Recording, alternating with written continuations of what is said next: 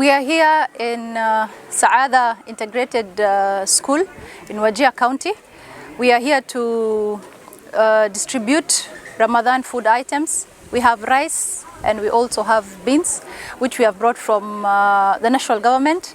And this is to basically support the needy families within Wajir County. Naitwa Karuku Ngumo, County Commissioner Wajir.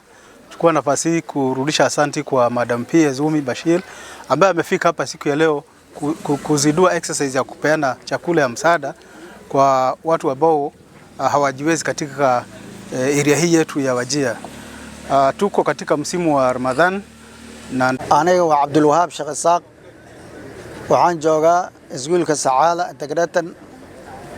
waxaan noo imaaday barga Ilaahay mahad iska leh subhanahu wa ta'ala gabar heer Wajir ah oo annaka naga dhalatay oo liira noo imaaday idoo soo booqatay reer Wajir soo booqatay dadka muslimiinta soo booqatay Ramadaanka ayligiis u soo booqatay oo raashin fara badan bixisay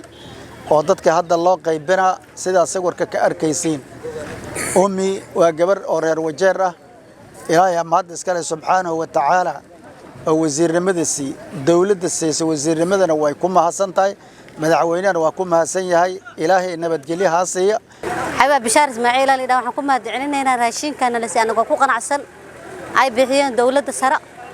Bashir in disiga Diyoogo madaxay noo keeneen khayr Allah si madaxweynaha Allah in ku nabad yaal anagana waan ku duceynaynaa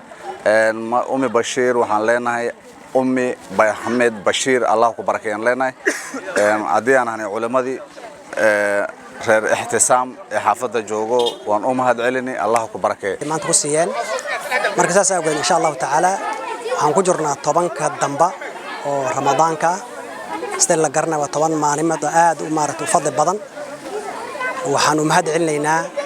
BSKna maanta meeshaan ugu soo ziyaartay oo ah Bashir waxa kale saas oo kale mahad celinaynaa maadaama cuntadan ay ka socoto national government madaxweynaha wadanka santiin wixii loogu talagalay dadka dan yar tahay way gaartay cuntada la qaybay way gaartay aad baan ugu mahad celinaynaa